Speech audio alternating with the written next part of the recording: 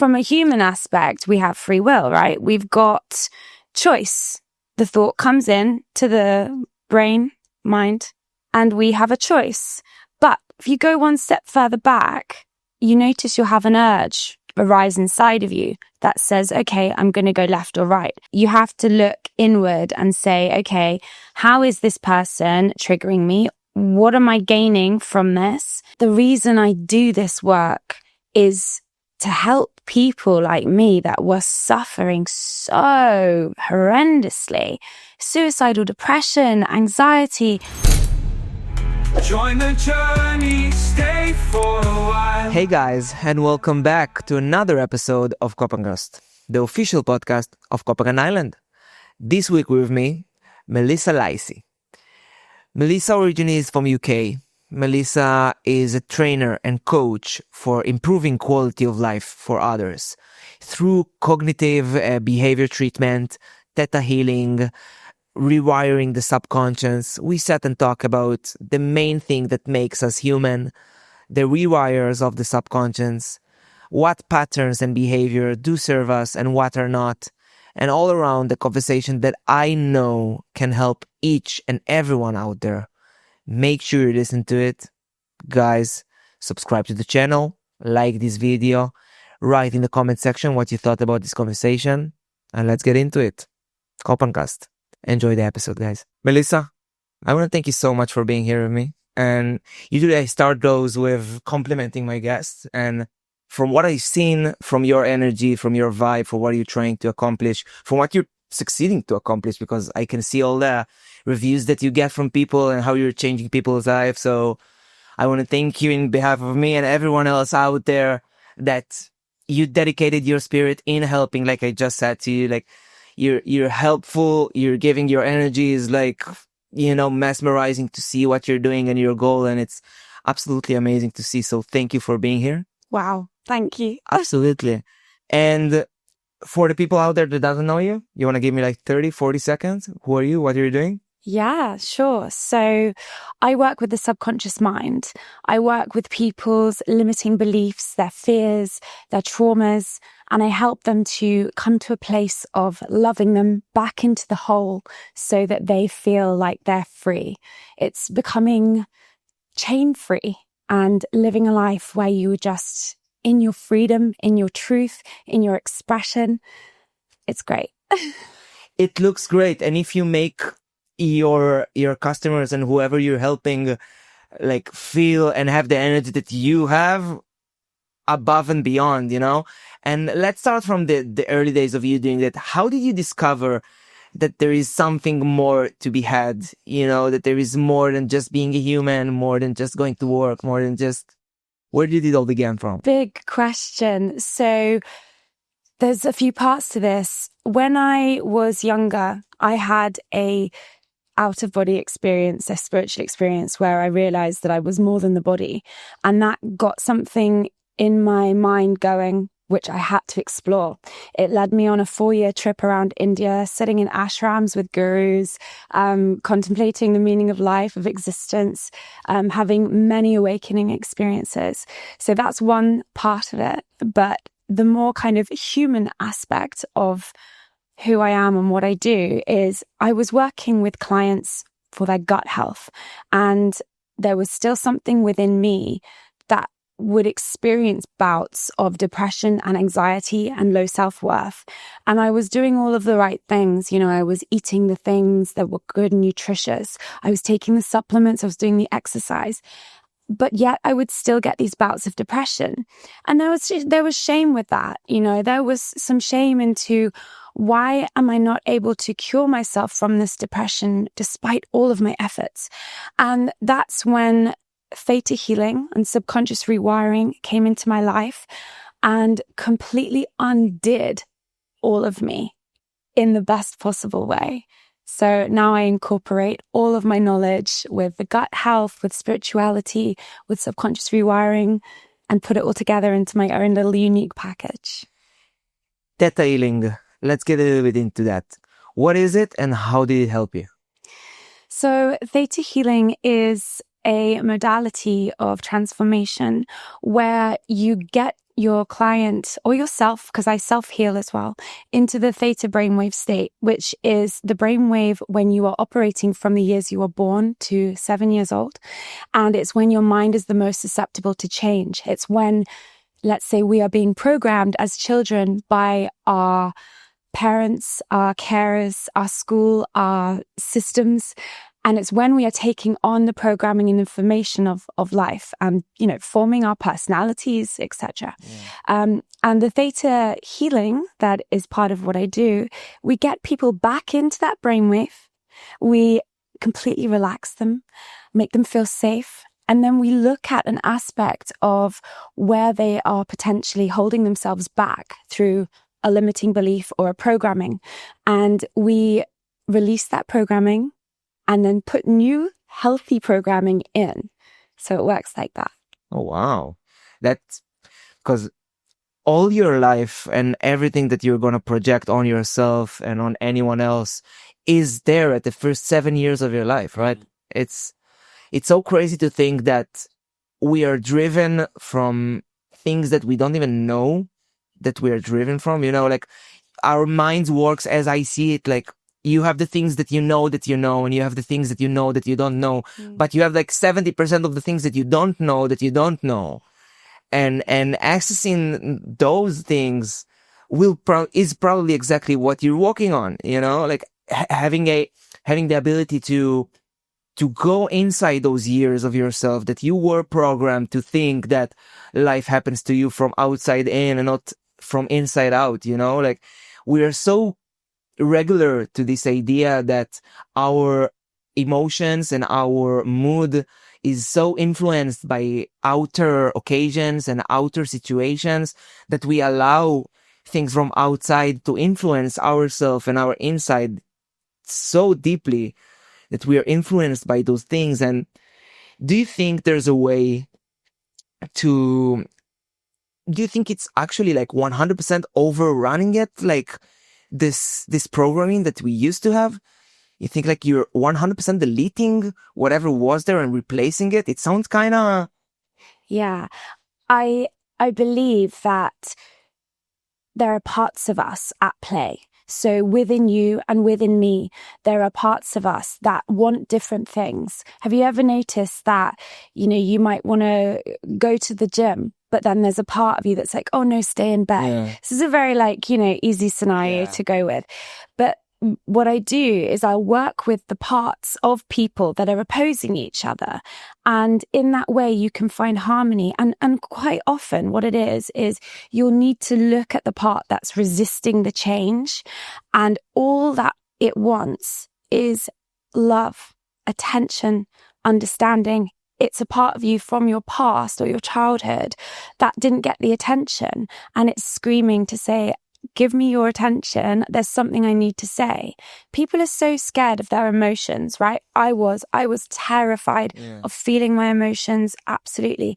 So I shut them out and did all the things, drinking, partying, Let's not feel those scary things. Yeah.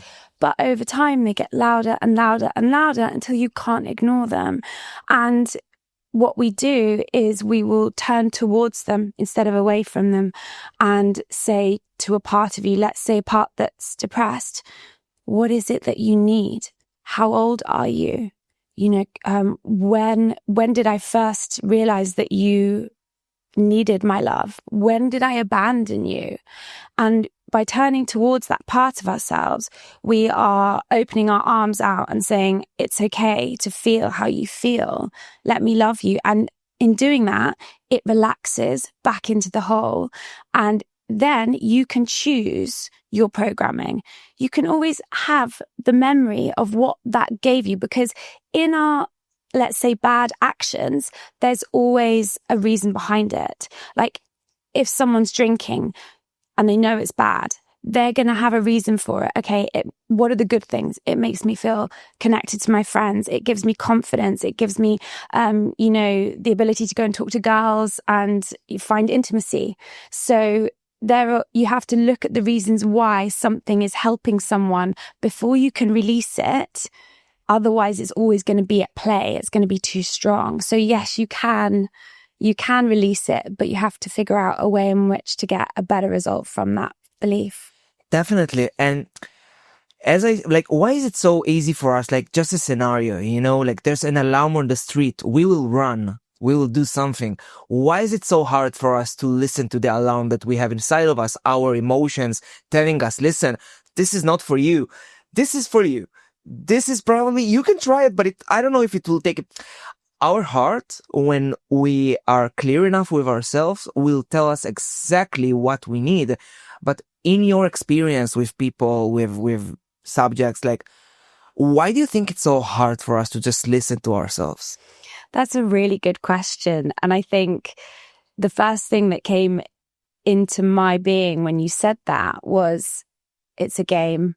Like, we have separated ourselves so much through this experience of life that to find our way back to our heart, back to our center, is one of the greatest games that we could be playing right now. We're on level 12 of this game, as it were. But on a more human level, it's hard because we have resistance. It's hard because these feelings come up and our thoughts tell us, don't go there. That's scary. But it's just a thought, right? If we actually go into that feeling or emotion, what we find at the center is peace. Like, have you ever explored, like, oh, I've got like an anxiety in my chest or in my stomach? The anxiety is actually being caused by the resistance to it. If you go into the resistance, into the middle of it, and hold it as a whole, as a part of you, it actually disappears because all it wants is your attention. Yes. Yeah. And when you figure that out, and it took me a long time, you're free. Because we're so afraid of this demon that we had inside of us, that when you look this demon in the eye, it's just a little puppy that, again, looking for attention. Yeah. But because you ignored Yes. the voice of the puppy so much, again and again and again, it accumulated and accumulated and accumulated. And suddenly you have this beast underneath your bed that you're like, you don't know how to treat because it was abandoned for so long, like you say. And I truly believe that life is so simple, to the fact that, like, the only way you can look at it as something that is super complicated is because you haven't went one by one all the simple things that you needed to do. So if you would go one simple thing at a time and close all of them, you wouldn't get to this cluster of strings and emotion and thoughts. And I think of this because of that. And I'm craving this because I want that. And, like, we get ourselves, like you say, this mental game that we're playing against ourselves. Why are we playing this game? Just to feel a little bit more entitled to the current state that we are in? Like, are we want to stay in this seasonal depression that we, like, is it comfortable for us? Like, how's the wires working to make us think like that? I love that you've brought that up. Now, I was working with a client yesterday, and they're in this conundrum. Do I stay in my current job where it's familiar and not being fulfilled, but it's safe?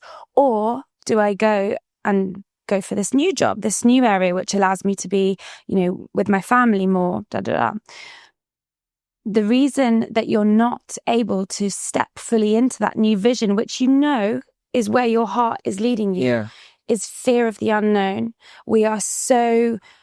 We're so used to sticking with the familiar, which is why, we go for the relationships that are the same. We choose partners that resemble our caregivers out of familiarity, out of safety, not because it's necessarily good for us. Our human brain is wired for evolution, for the evolution of the species. And in that, safety means sticking to what you know and not going out and venturing out. So it's about becoming aware of that, like you said, becoming aware of it, knowing how your brain is functioning, knowing how your program is working, and being able to take the actions and the steps to enable you to reprogram, release, and move forward following your heart. Exactly. And it's like just another muscle. Yeah. It's just another thing that you need to train again and again and again. One time you step out of your comfort zone, okay, it's kind of scary. You double into things, no problem. Take your time. and next time it's going to be easier. The next time it's going to be easier. And then you're free from yourself. Exactly. It's like we're chaining ourselves in those like layers and layers and layers of like, I don't know, lies and manipulations that we put on ourselves just to stay in some sort of like illusion that of control. You know, yeah, I know what I'm doing just because I'm doing it for long enough. Like it should be so easier for us to, it's probably because we're like a super adaptive species. You know, we look left and right to see the right answer, but sometimes we still have to learn on our skin to really understand the lesson. You know, like it could be so much easier if you could actually look on other people's like faults and problems and situation and fully on learn from it. Yeah. You think that is something that you can train yourself? You think there are something that are existing in every human being? Do you think the whole system can be reprogrammed like from zero? Like, do you have a case of someone or some story that you think it was like earth and sky kind of change that you got to see in your own eyes? Yeah. So first of all, I want to just go back to something you said earlier, which was, you know, this muscle, going to the gym, can we train it as a muscle? It's so easy to be negative. It's so easy. Like our brains are just, it's easy to be negative. Yeah. You know, like looking out, like, is the lion going to catch us? Negative, negative. We've got to keep a lookout for the survival of ourselves. But when you train this muscle, and it is a muscle, like you say, you find yourselves going into more of the optimism, into the, you know, what could life present to me today? What people, places, or opportunities are going to come into my life? Not looking at, you know, the negative of, oh, they didn't text me back, or oh, nobody likes me, my body this, but training your brain to actually source out and look for. I was joking with my mum the other day. I was trying to teach her about the reticular activating system. Okay. You know, teach me also, please enlighten me. So you command your brain to basically find something in the world. You go out in the morning. So I said to my mum, she's in the UK, I said, Mum, today I want you to find a yellow car. Mm-hmm. It's not, I mean, yellow cars are common, but they're not that common. She was like, okay. 5 minutes later, picture of a yellow car comes. So once we tell our brain what to look for, now that could be a relationship. I know that there is a suitable partner out there for me that is spiritually aware, that is financially free, that is loving, honest. If you tell your brain that, you will find it. And it's just a matter of like commanding your subconscious to be like a laser beam and look out for that and bring it in. This is so right, you know, like it's so right. Like I remember times in my life of depression, of negativity, but the moment that this is what projects in your mind, this is what you will only be able to see out, you know, because I truly believe that the outside is only a reflection of what's going on in you. Absolutely. And when you look, like you say, for those more positive and more balanced, like positive sometimes can be, you know, like it's a different kind of extreme balance. Yeah. You know, like I had a huge time in my life, which I was positive to the point that I used to call it like it's toxic positivity because it's no longer looking at the positivity, it's avoiding the negativity. Exactly. And then again, it's piling more and more and more. And again, you get to this cluster of feelings that you don't know how to, even the best representation of what you think is good, if it's a little bit too extreme, it will come to bite you in the ass like, exactly like the other side. So this years, I'm more into balance than into positivity. But like you say, I truly believe that, you can teach yourself to look at those things and you can be able to choose the perception. Like it's so much more in the perception of how you look at things than in the things themselves, you know, because I believe that us as human beings, what is make us authentic is our reaction to the situation and not the situation itself. Because, you know, situations come and go. You know, shit happens. You're not in control of anything that comes towards your way, but you are fully in control of your reaction to it. Yes. And how do you think, like, for the regular man out there that wants to stop reacting, straight away from trauma, from past experience, from what is the first step to start thinking consciously, to start looking at life a little bit more slowly and easy?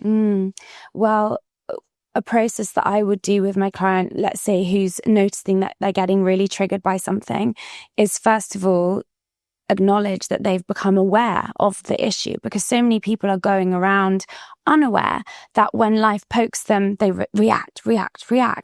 But becoming aware of your trigger, and first of all, just acknowledging it and saying, I can see you. I can see that there is a part of myself that is hurting, that needs attention. I'm going to be there for you now. And then with this process, you can go into that feeling and figure out what it needs from you. Maybe it needs more time and space just to feel that, like hitting, shouting on a pillow, going to a boxing class. Maybe it needs that. Maybe it needs actually some really gentle love. But it's figuring out what that part of you that is reacting so quickly, what it needs, and then giving it what it needs, and then it can relax. And you'll find that more and more and more things that poke you don't poke you anymore. People that annoy you don't annoy you anymore. You become immune to life's little pokes. And this is something I'm still working on, by the way. We've done it for you all. Yeah. It's, like when you have this thought process, this dude, I don't like him.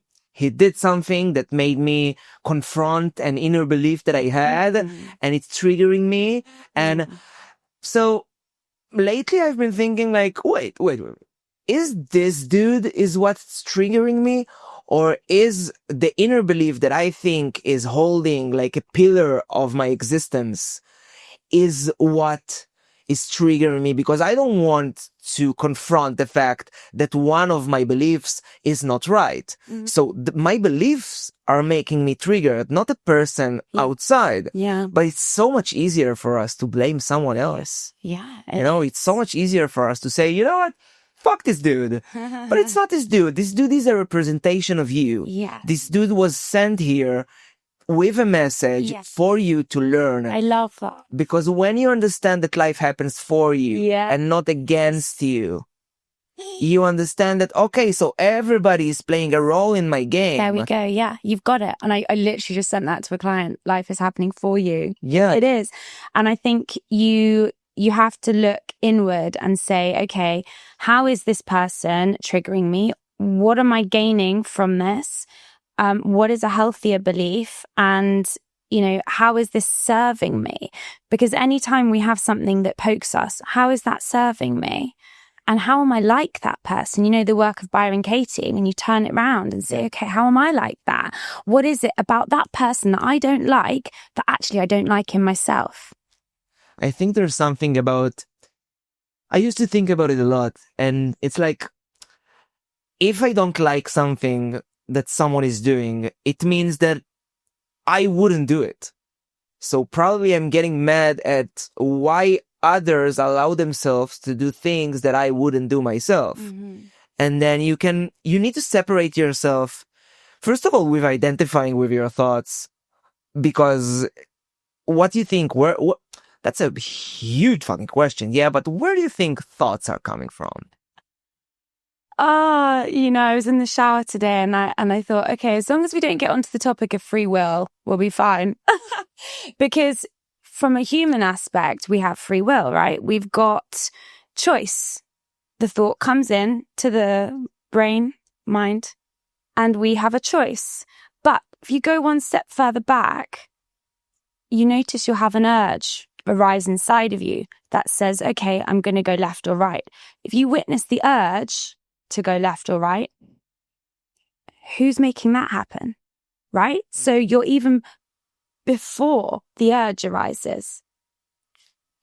And it's like, it's so, the moment you think about, okay, so there are two sides because there is something that is talking to me and there is something that is listening. So who am I? Because if I am the one who speaks the thoughts, who listens? But if I'm the one who listens to the thoughts, then who speaks? So immediately you have this separation that is like, okay, so I cannot tell all the things to myself. That's another muscle. That's a muscle that we need to stop training. Yes. Because as I see it, real life, real living in the moment is the silence that is between the words.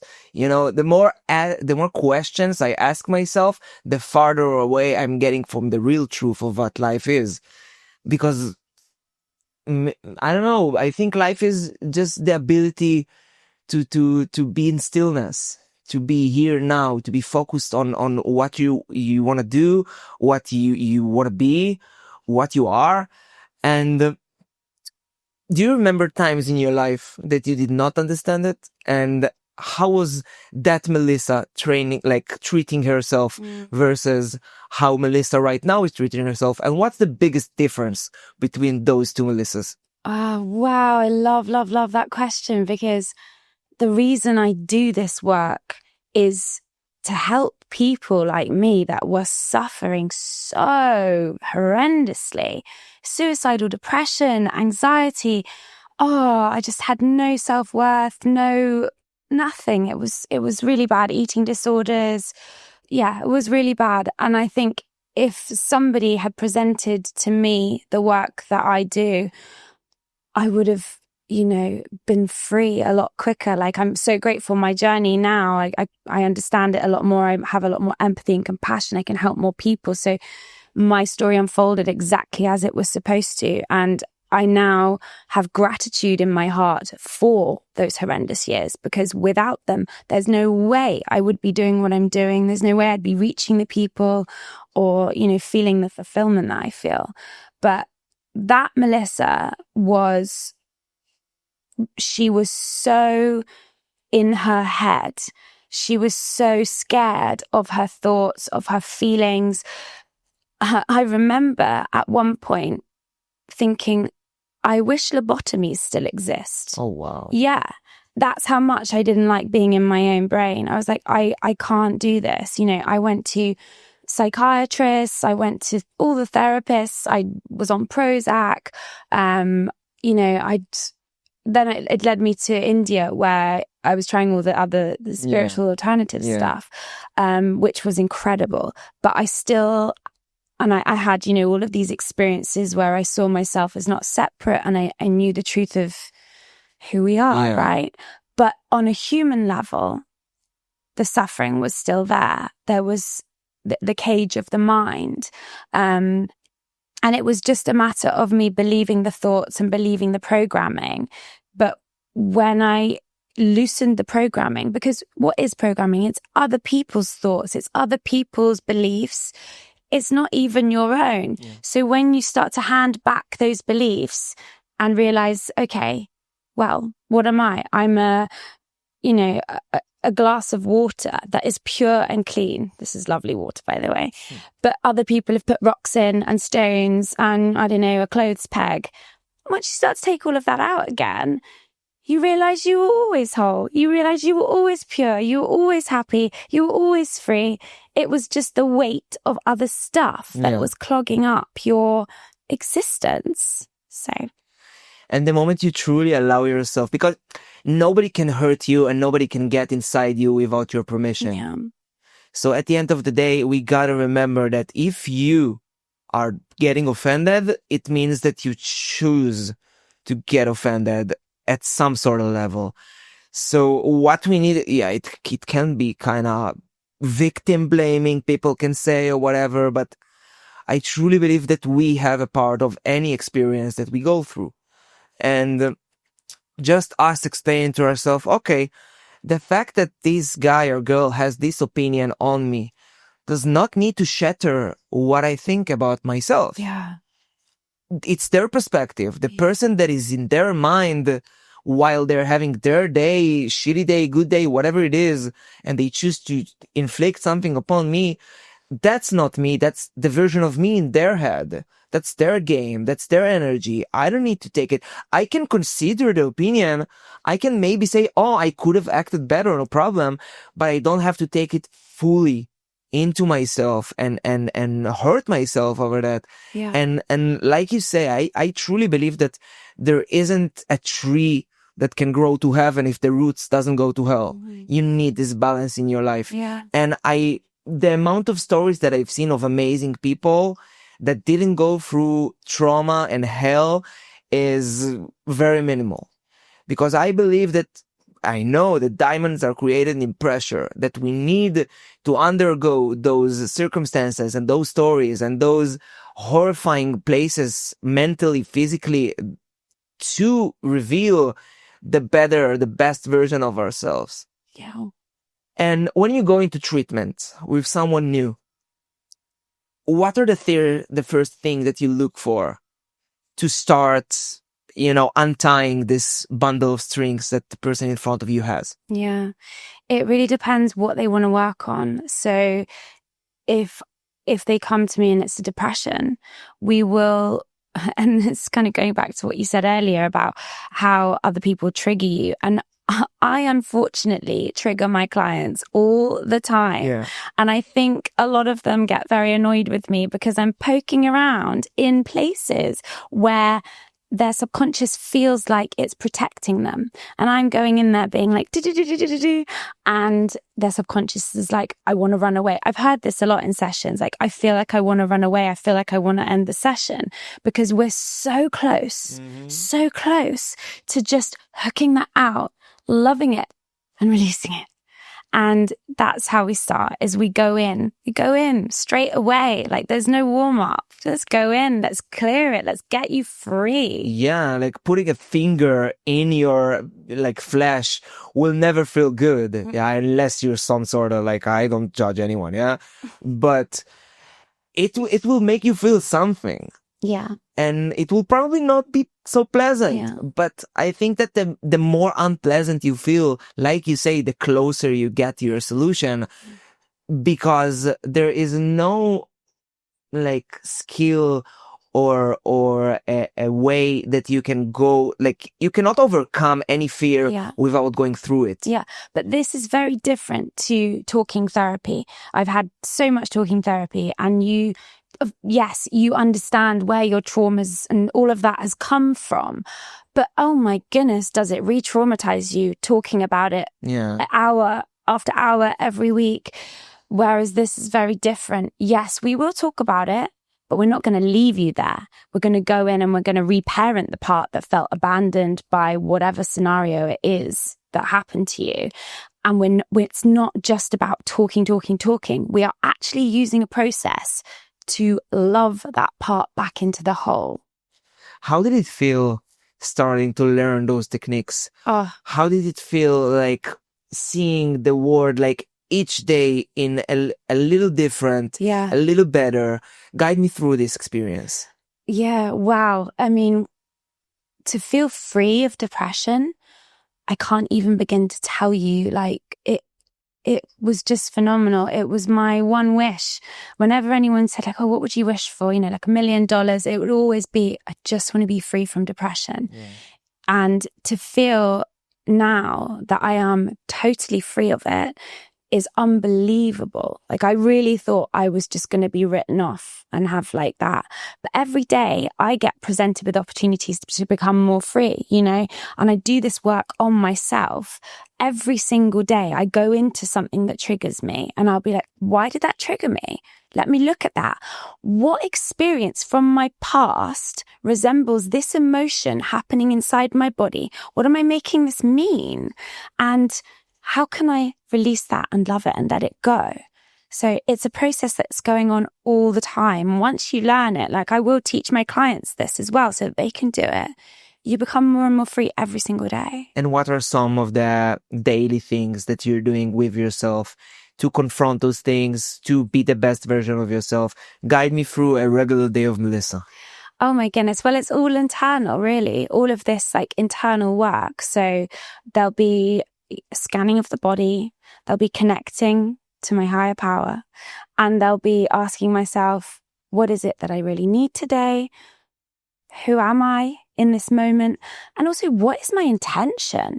Like in every conversation, in every meeting, in every action, what is my intention? What part of myself am I coming from? Am I trying to get something or am I trying to give something? Mm-hmm. You know, like it's moving through life with intention, I find really helpful. But just in terms of like, you know, biohackery stuff, love red light therapy. That's amazing. All the supplements. I think I'm the supplement queen. I've got half a suitcase full of them. Yeah. Yeah. You're sponsored by 52 different companies and it's fucking incredible. Yeah. Love my supplements. And then dance. I dance probably 7-8 hours a week. I'm at Zen Beach. I'm at Wainam. I'm at Bamboo. I do so much dancing because in that time when I'm moving my body in this primal way, I'm shaking out trauma. I'm processing stuff. I'm feeling emotions through my body. And I'm also doing internal work all the time I'm dancing. I'm cognizing thought processes and working stuff out to the rhythm. Like, Nomad is a phenomenal DJ. Yes, he is. Honestly, I feel like his music is therapy for me. If he's on, I'm going because it's just so primal. And it's often uncomfortable because this music will bring up feelings and emotions. And I'm like, okay, what is it that I need to look at right now? So yeah, it's a constant daily practice, but I wouldn't have it any other way. Mm-hmm. But every day just gets better. Every day just gets brighter, more vibrant, more alive, more exciting. Yeah. Yeah, it's like, I believe that the strongest force in our existence is momentum. And the more you're in something, the faster and bigger it will get. So again, coming back to it, if we're looking for freedom and we're looking, like, not looking for freedom, seeing freedom, there is a difference. If my perception is already focused on seeing the freedom in every situation, in every encounter, in every person, all I will have is this freedom. And how much of those, you know, supplements and physical things that you're doing, how much do you think that it's the supplements versus your belief system that is taking the, like, kind of a placebo effect? That, like, what, there is another layer to it, right? If you truly believe that what you're taking will do good, it will probably do good, right? Yeah. I agree. I love supplements. I think they're fantastic. They work on a level. But if I had to choose one thing, it would be the subconscious rewiring. Because without that, I'm working with a girl who has some stuff going on with abnormal cells in her ovaries. And there's a block around her wanting to fix that because of past issues with her mother, fear of getting pregnant, And therefore, she will not be making the choice to take the right supplement because actually these abnormal cells are protecting her. They're keeping her safe. Yeah. So there's one part that wants to get rid of them because she knows that they're not good. But there's another part, a small part, that's saying, actually, we're here trying to protect you. That's wild when you think of it like that, how we create issues within our own body to protect ourselves. But if we go in at the subconscious level and we say, okay, let's heal that relationship with your mother. Let's heal your relationship around wanting to become a mother. You then will make the right choice to take the right supplements, to see the right specialist, and to get fully in alignment. So yeah, without subconscious rewiring, nothing makes sense. And again, with this subconscious rewire, like, can you explain, like, what physically happens in a session? Like, how, like, if, like, we were saying it's not only talk, you're actually doing something to change those things. Like, any example of how you're doing it? Because it's so fascinating. It's so fascinating to be able to take something out of someone's brains and implement something else. It's magic. It is magic. It is. There's so many tools that I use.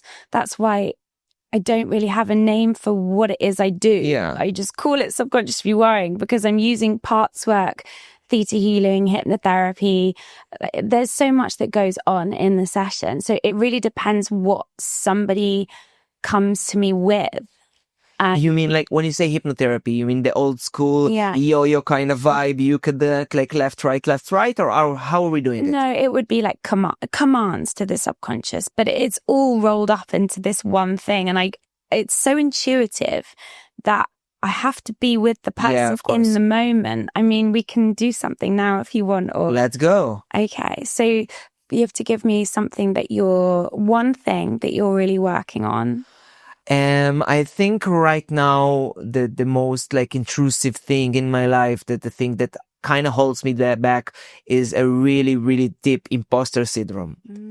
I feel like I'm not really deserving anything that is happening here.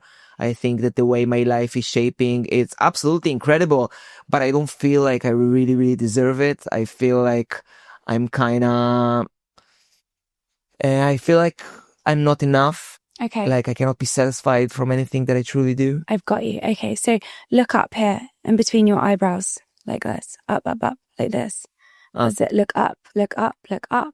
Take a deep breath in through your nose and out, making it long and slow. Now close your eyes down and imagine that you're looking over a balcony. Relax your forehead. Relax your shoulders down. Relax your belly.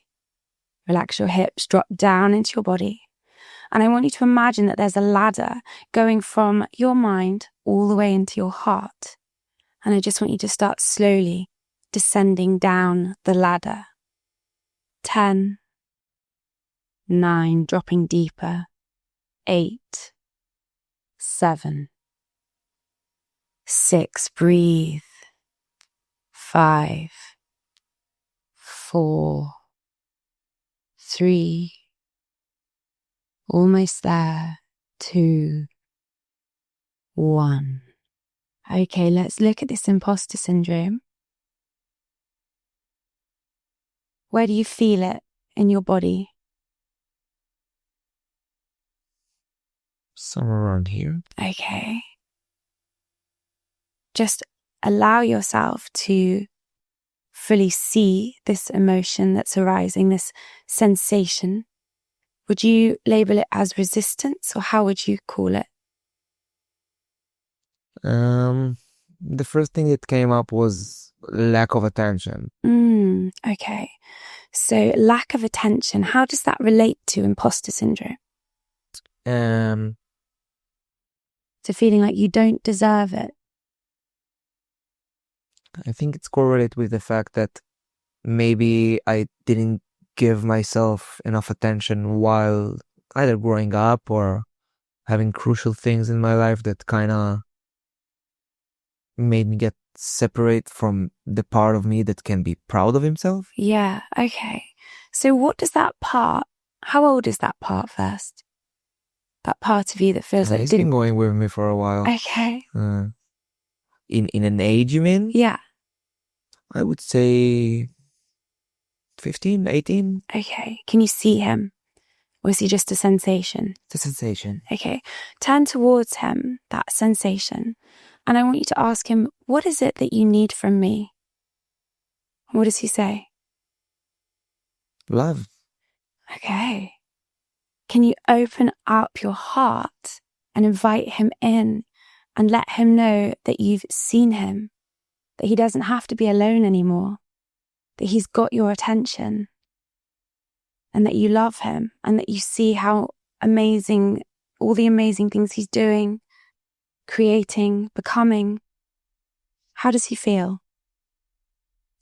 He's having a hard time believing me because I wasn't there for him for quite a while. Okay. So yeah. I hurt. Yeah, you weren't there for him, but now you are. Let him know that you're there for him right now. And what does he say when you say you're here for him right now? Fucking finally. Yeah. What did he need from you back then?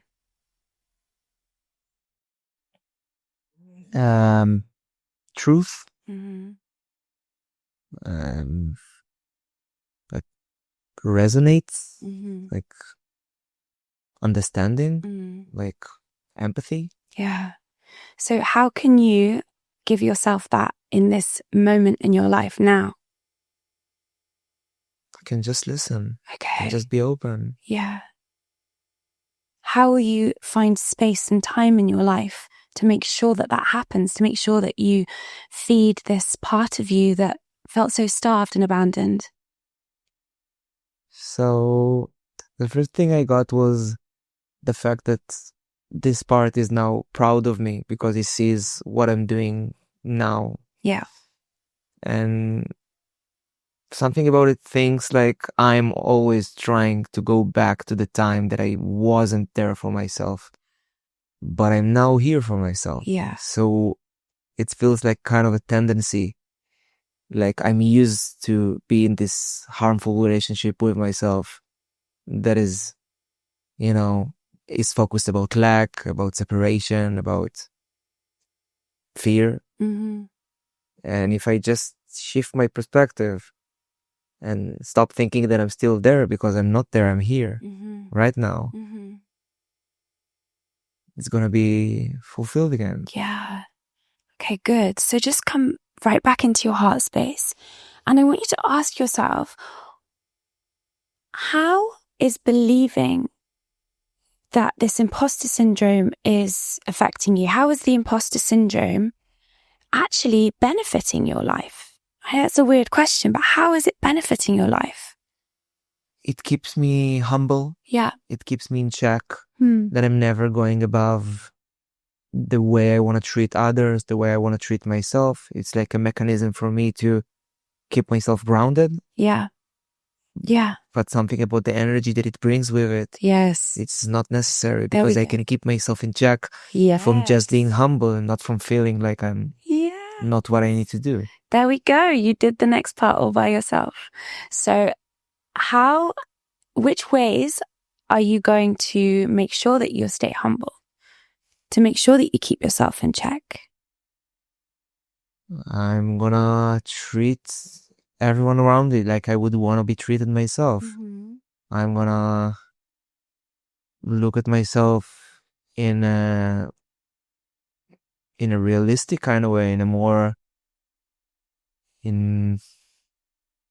way that will make me feel truthful for myself, not forcing any idea or any solution upon me. Just, the flow knows what it needs to do. Yeah, there we go. It is just me that needs to keep up with it. Yes, that's so good. Okay, so I want you to see yourself moving through life in the future, free from this imposter syndrome. Now, this is another weird question.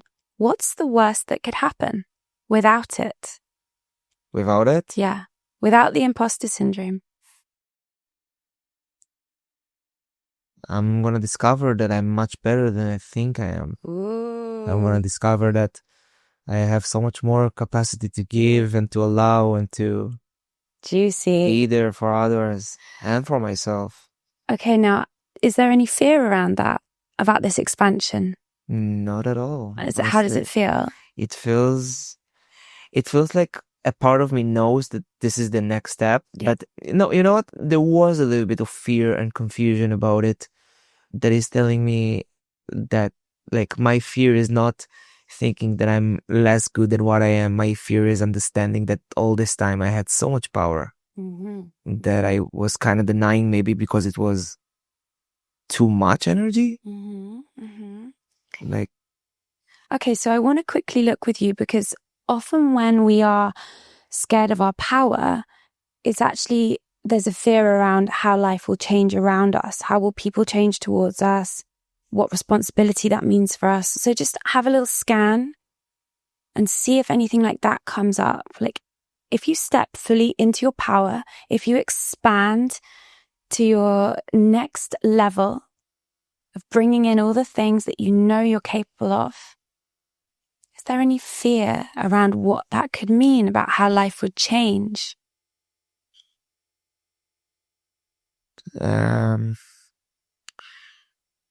Maybe others' opinion is going to kind of shift about me. Okay. Because I'm always trying to be this guy that doesn't really care about what others think. Yeah.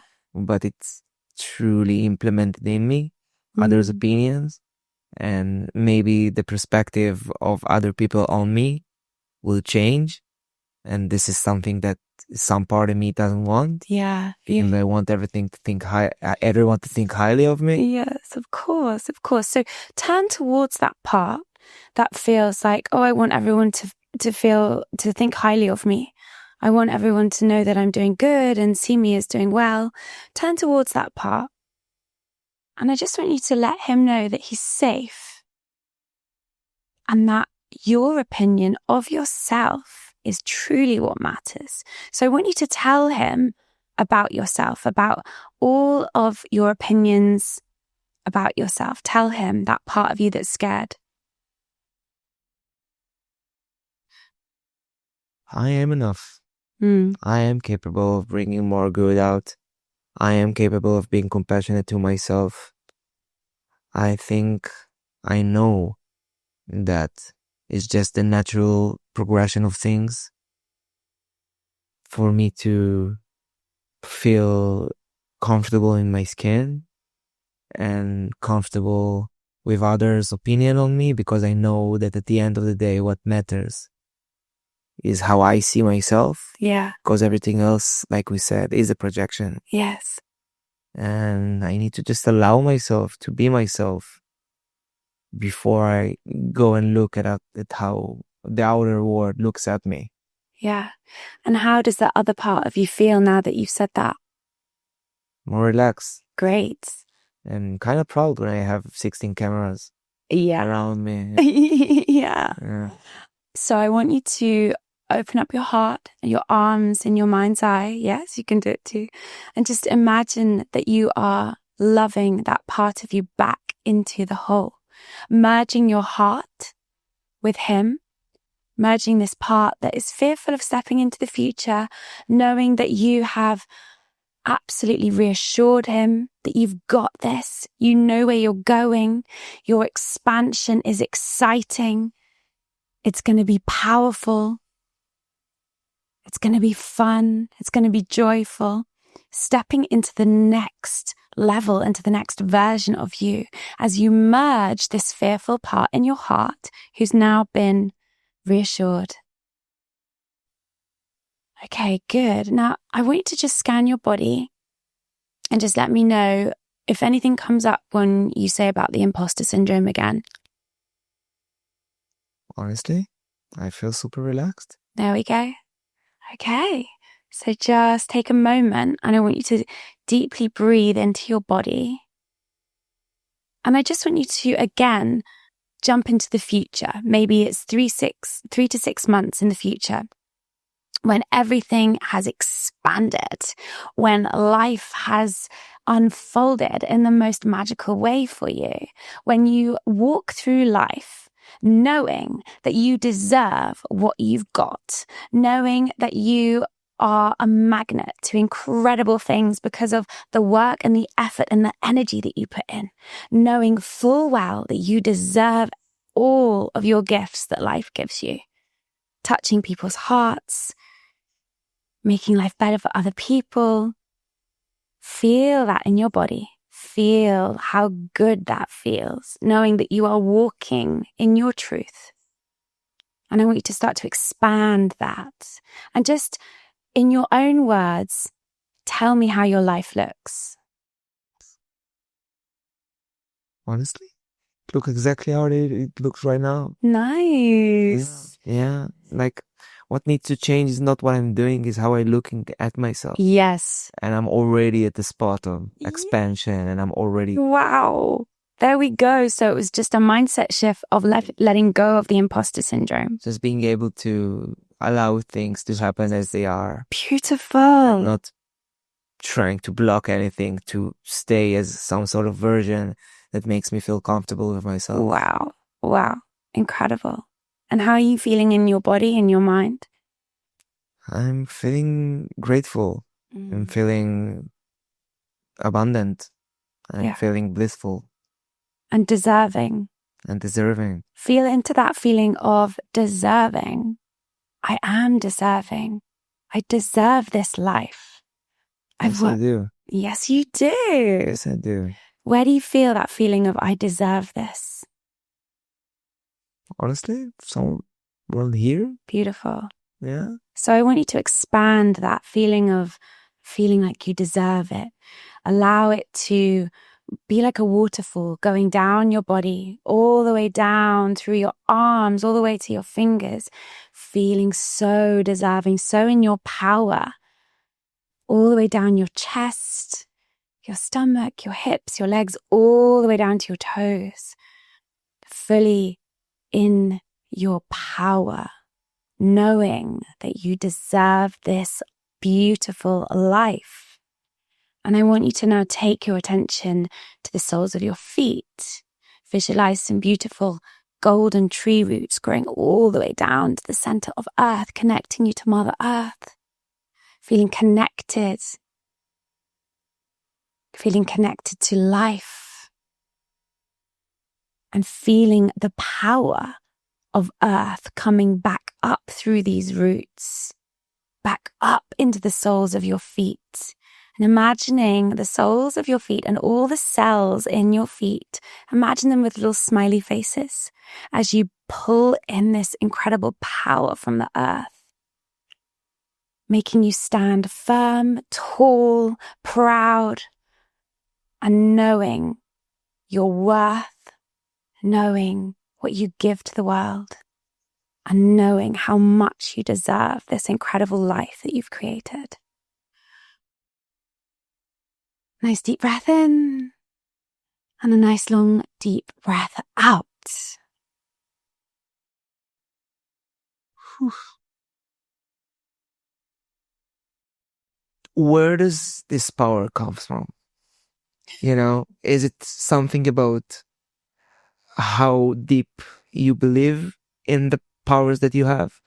Is it something about like a system that worked for you, so it's easier for you to implement on others? Where do you think it comes from?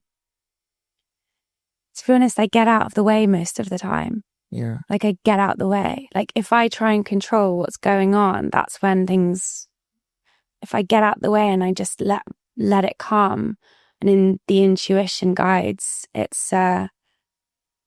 flows.